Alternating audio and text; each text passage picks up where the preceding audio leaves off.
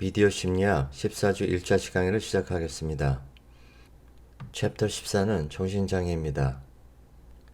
정신장애 개념은 간단하지 않고 상당히 복잡하고 어렵습니다. 사람들이 일반적으로 보이는 극단적 사고, 감정, 행동은 정신장애가 아닙니다. 놀랍게도 정신장애의 정확한 정의에 대한 보편적 동의를 찾기는 어렵습니다. 그러나 일반적으로 정신장애를 심각한 디스트레스나 역기능을 초래하는 행동, 사고, 정서에 있어서 지속적 장애 또는 역기능이라고 정의합니다. 지난 200년 동안 정신적 이상을 보는 관점은 의학 모델로 거의 대체되었습니다. 이 모델에서는 비정상적 심리 경험은 신체 질환처럼 질환이며 생물학적인 원인과 증상, 그리고 치료법이 있다고 봅니다.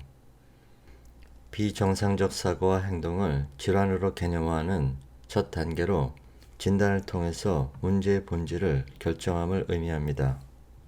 진단을 통해서 장애를 시사하는 징후와 증상을 평가함으로써 정신장애의 본질을 결정합니다. 정신장애를 이해하기 위해서는 다음 세 가지 의학 용어의 차이를 이해하는 것이 중요합니다. 장애는 일련에 관련된 징후와 증상입니다. 병은 신체에 영향을 주는 밝혀진 병리 과정입니다. 진단은 장애나 병이 현존하는지에 대한 결정입니다. 정신장애 분류는 대부분 DSM을 사용합니다. 이는 정신장애에 대한 진단 및 통계 편람입니다. 정신장애를 진단하는 데 사용되는 증상을 기술한 분류체계로 특정 장애가 비슷한 다른 장애와 어떻게 구별되는지를 보여줍니다. 정신장애는 행동, 생각, 그리고 감정상 장애가 되는 증상을 수반합니다. 심각한 개인적 고통이나 결함과 연관됩니다. 내적인 장애로부터 생겨납니다. 진단에는 전반적 기능평가 점수가 포함됩니다.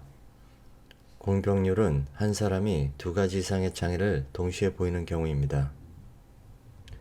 DSM-5의 주요 정신장애 분류입니다. 이어지는 강의에서는 이 중 10개 내외의 중요한 장애에 대해서 다루도록 하겠습니다. 여기서는 일단 전체적인 내용을 알기 위해서 리스트를 읽어보도록 하겠습니다.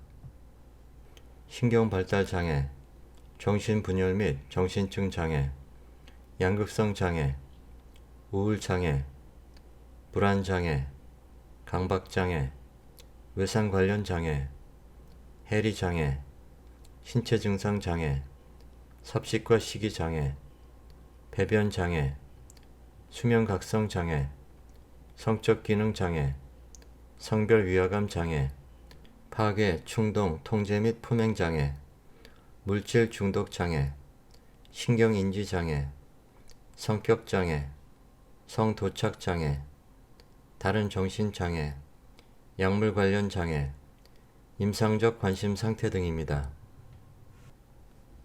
다음은 정신장애의 원인과 진단의 위험입니다. 통합적 관점은 생물학적, 심리학적, 그리고 환경적 요소를 결합시킵니다. 각기 다른 사람들은 서로 다른 이유로 유사한 정신장애를 경험할 수 있습니다.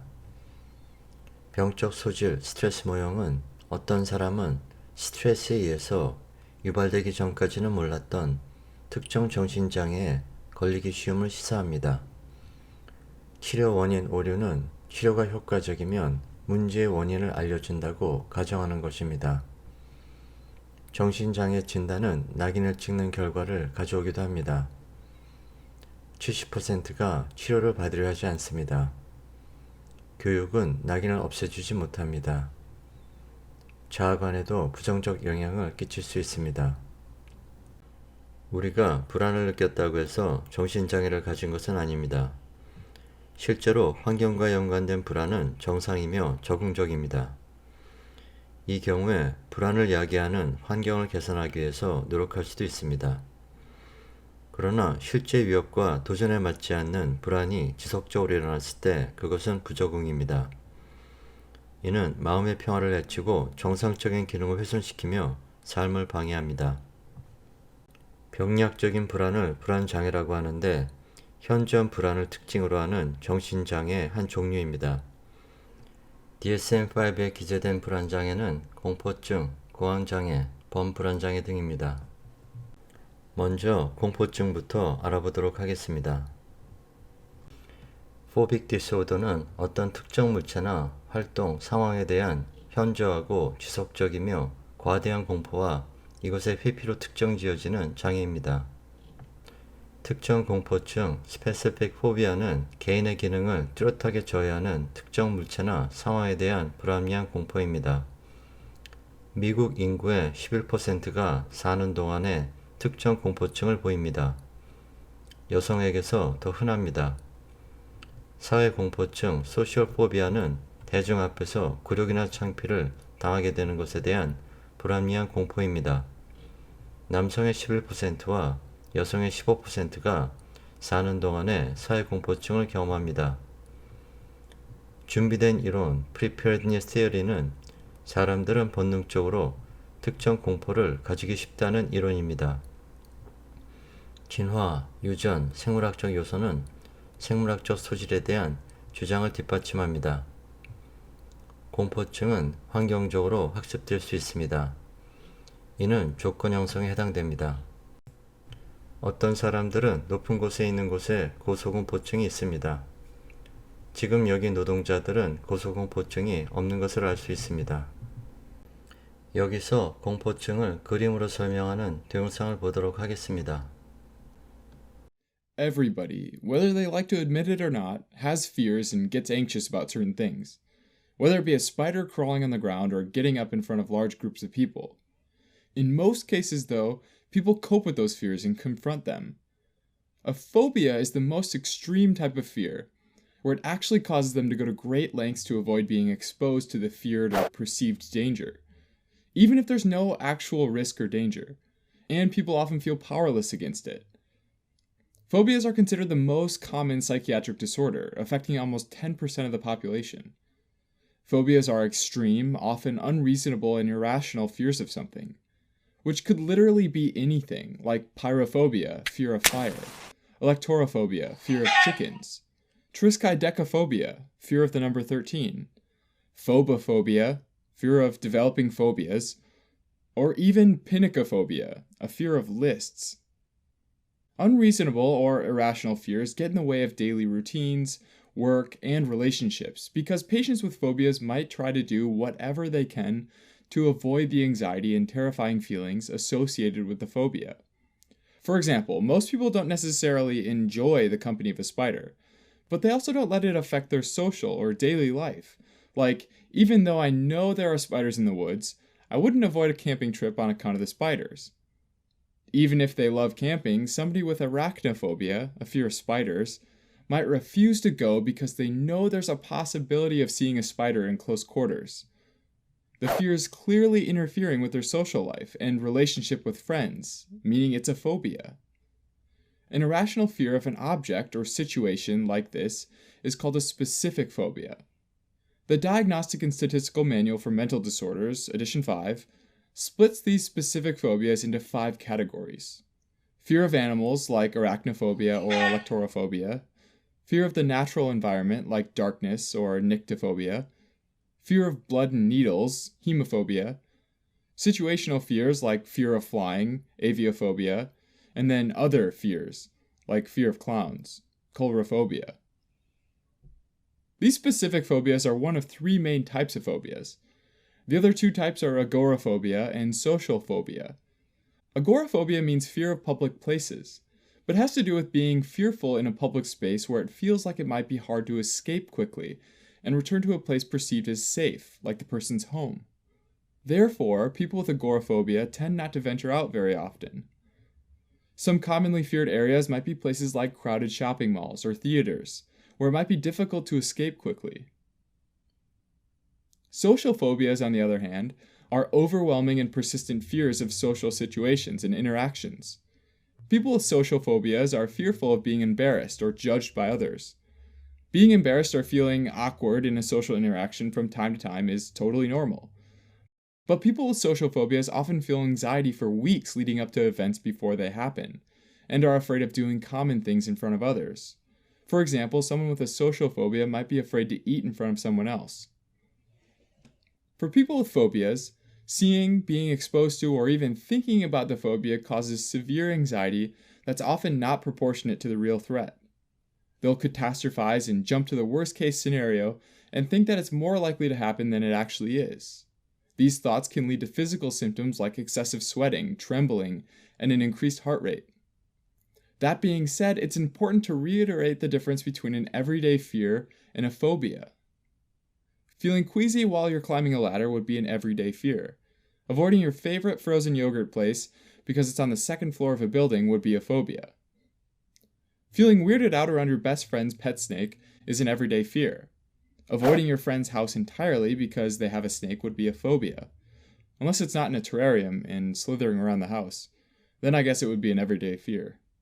Basically, it comes down to the idea of what would be an appropriate or reasonable response versus a disproportionate or exaggerated response. But what causes a phobia? Well, we don't really know, but we do know that you're more likely to develop one if you have a family member with a phobia. Sometimes, though, phobias might be caused by specific traumatic events, like being confronted by an aggressive raccoon. Now, tailoring treatment for a specific individual's fear is super important in effective therapy, because different patients might respond differently depending on the therapy, especially if other conditions are involved, like depression and drug abuse. Psychotherapy, particularly cognitive behavior therapy, can be super beneficial for patients. Cognitive behavior therapy teaches patients to be mindful that their fear is irrational, and the likelihood of their worst fears coming true, like being attacked by a pack of angry raccoons and getting rabies and dying an unpleasant, untimely death, is actually very low. Also, systematic desensitization might be used, where a person is gradually and systematically exposed to the feared objects. Patients first learn to identify the anxiety, then they learn coping techniques, and last they use their learned coping techniques to overcome situations. The vast majority of patients can be treated using these tailored methods. 공황장애, 패닉 디스오더는 갑작스럽게 육체적 심리적 복합 증상이 발생하여 공포의 느낌을 갖게 만드는 장애입니다. 공황 발작은 패닉 어택이라고 합니다. 미국 인구의 약 22%가 살면서 최소 한 번의 공황 발작이 있었다고 보고합니다. 하지만 오직 3.5%만 공황 장애를 경험합니다. 남성보다 여성에게 더 흔합니다. 중간 정도의 유전도를 보입니다. 광장 공포증, 애그로포비아는 공공장소에 있는 것에 대한 극도의 두려움입니다. 공황 발작과 연관이 됩니다. 공황 장애가 있는 사람 중 43%가 광장 공포증이 있습니다. 광장 공포증이 있는 공황 장애의 경우에는 공공장소에서 공황 발작을 하는 것에 대한 공포가 있어서 외출을 하기가 어렵습니다. 여기서 공황 장애를 그림으로 설명하는 동영상을 보도록 하겠습니다. I'm sure you've heard someone say or joke about having a panic attack, but panic attacks are very real situations where someone has a sudden period of intense fear or discomfort that something bad's going to happen, and that there's some imminent threat or danger. These feelings are often so intense that they're accompanied by physiological symptoms like heart palpitations, dizziness, or shortness of breath. These symptoms peak within the first 10 to 20 minutes, but some might last hours. Sometimes patients having a panic attack might feel as though they're having a heart attack or some other life-threatening illness. Panic attacks can happen even in familiar places where there are no real threats, and therefore they're unpredictable, which can further increase anxiety about when the next panic attack is going to happen. In order to be characterized as a panic attack, though, the Diagnostic and Statistical Manual for Mental Disorders, the 5th edition, or the DSM-5, says patients need to have an abrupt onset of 4 of the following 13 symptoms: pounding heart or fast heart rate, chest pain or discomfort, sweating, trembling, shortness of breath, nausea, dizziness, chills, numbness, feelings of choking, feelings of being detached from oneself, fears of losing control, and fears of dying. Admittedly, some of these symptoms might naturally happen together, and so they can be very hard to tease apart. For example, it'd be unusual for a person that's sweating, feeling dizzy, and feeling chills to also not be trembling. It's also important to note that some of these are physical symptoms, whereas others are specific thoughts or ideas. Panic attacks can happen in the context of several mental disorders, including depressive disorders, post-traumatic stress disorder, and substance abuse disorders. It can also, however, happen in the context of a panic disorder, which is basically defined by the panic attacks being recurrent, meaning 2 or more, and unexpected. In addition, the DSM-5 says that for somebody to be diagnosed with a panic disorder, they also need to have persistent worry or change in behavior because of their panic attacks. Also, the panic attacks can't be due to the effects of some substance, like an illicit drug or medication. Finally, the panic attacks aren't better explained by some other anxiety disorder, like agoraphobia or social anxiety disorder. Patients with a panic disorder can't predict where the panic attack will happen next, so it's important to get treated before patients develop something called avoidance, which is when they actively avoid the places where one previously happened. They might stop doing activities that they think might trigger the attacks, like going to the park, riding in elevators, or driving. Avoiding these situations might temporarily reduce symptoms of anxiety about having a panic attack, but it makes daily life really tough, right? And ultimately doesn't stop the attacks from happening. Sometimes patients get anxiety just thinking about the possibility of having a panic attack, and this is called anticipatory anxiety. And this can be particularly debilitating because it might cause the patient to be reclusive and choose to endure the attacks alone instead of risking an attack in public. This situation can actually lead to the development of agoraphobia, a fear of going into crowded spaces. Panic disorder is twice as common among women as men, and it appears to have a genetic component and run in families, although we don't exactly know what causes it. Treating someone with panic disorder usually involves psychotherapy, medication, or both. Cognitive behavior therapy has been an effective type of psychotherapy for patients with panic disorder, and this relies on 5 fundamental steps. First, they just learn about the panic disorder and how to identify certain symptoms. Second, they monitor their panic attacks using a diary. Third, they work on breathing and relaxation techniques. Fourth, they start rethinking and changing their beliefs about the severity of a panic attack from totally catastrophic to a realistic level. And fifth, they allow themselves to be exposed to situations that provoke fear and anxiety. Now, if medications are used, antidepressants like SSRIs are the most commonly prescribed, which have sedative and relaxing effects. Anti-anxiety medications might also be prescribed, like benzodiazepines, which also have a relaxing effect, although the use of anti-anxiety medications can sometimes lead to unwanted side effects like tolerance, dependence, and withdrawal.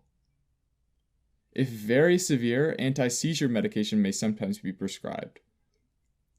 Overall, though, between cognitive behavior therapy and medication, many patients can be effectively treated for panic disorder. 불안장애, anxiety disorder는 현저한 불안이 특징인 정신장애의 한 종류입니다. 불안은 적응적 또는 부적응적일 수 있습니다. 범불안장애는 약자로 GAD라고 하는데 다음 중 3개 이상의 증상을 수반하는 만성적 과도불안이 특징인 장애입니다. 증상의 예로는 안절부절함, 피로, 집중력 문제, 민감함, 근육긴장, 그리고 수면장애가 있습니다. 약 5%의 미국인이 GAD로 고통을 받습니다. 사회경제학적으로 저소득층에서 더 자주 일어납니다. 경도에서 중등도의 유전 가능성이 있습니다. 가바의 불균형과 연관될 가능성이 있습니다. 준비된 이론에 따르면 사람들은 본능적으로 특정 공포를 가지기가 쉽습니다. 연구 결과에 따르면 인간과 원숭이는 꽃이나 토끼와 같은 중립적 작물보다 뱀이나 거미와 같은 작물에 의해서 더 빨리 공포 반응을 일으킨다는 것이 관찰되었습니다.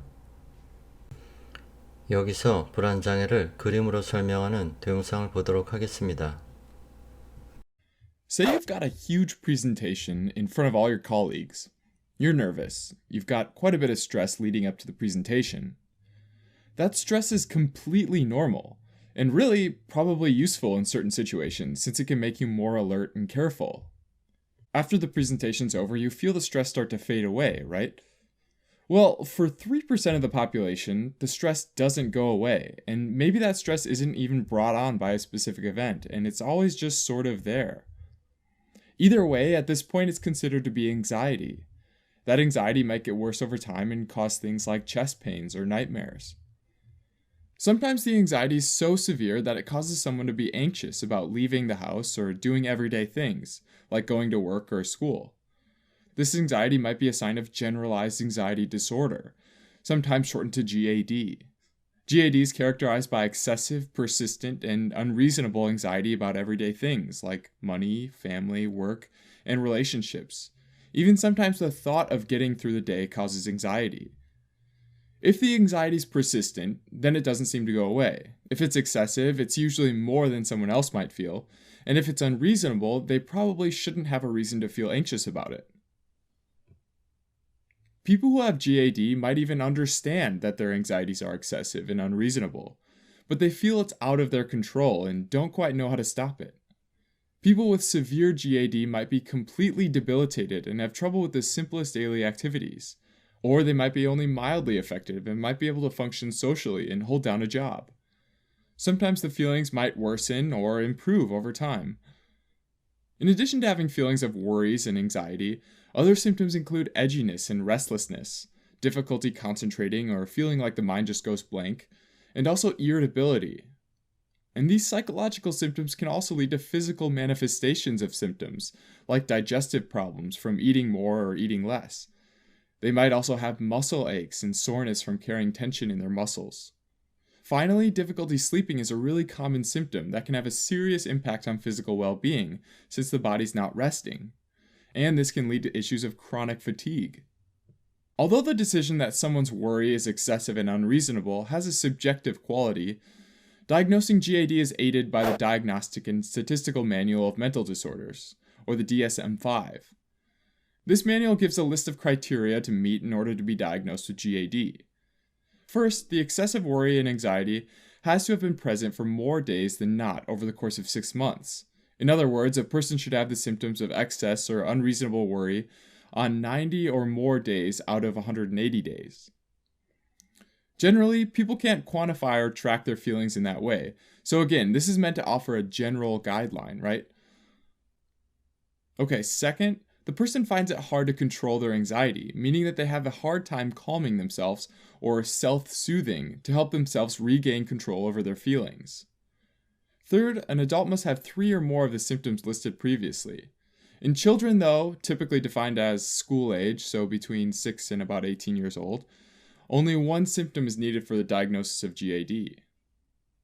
Another criteria is that the anxiety causes impairment in important daily activities like school or work.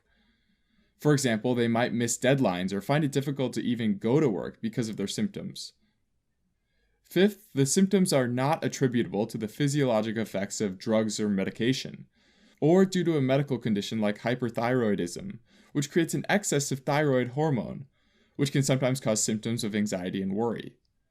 Finally, their anxiety isn't better explained by another mental disorder, like social phobia or panic disorder.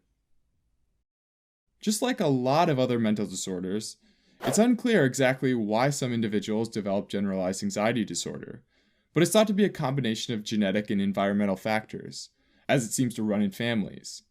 It also has been shown to be twice as prevalent in females than in males. Treating GAD, like many mental disorders, may involve psychotherapy, medication, or a combination of the two. If it's psychotherapy, cognitive behavior therapy has been effective since it teaches the patient to think and behave in different ways, and react differently to situations that would usually cause anxiety and worry. Medications like benzodiazepines or antidepressants might be prescribed as well. Benzodiazepines are a type of psychoactive drug that have a relaxing and calming effect. Antidepressants might also be prescribed, like selective serotonin reuptake inhibitors or SSRIs, which regulate the serotonin levels in the brain and help elevate mood.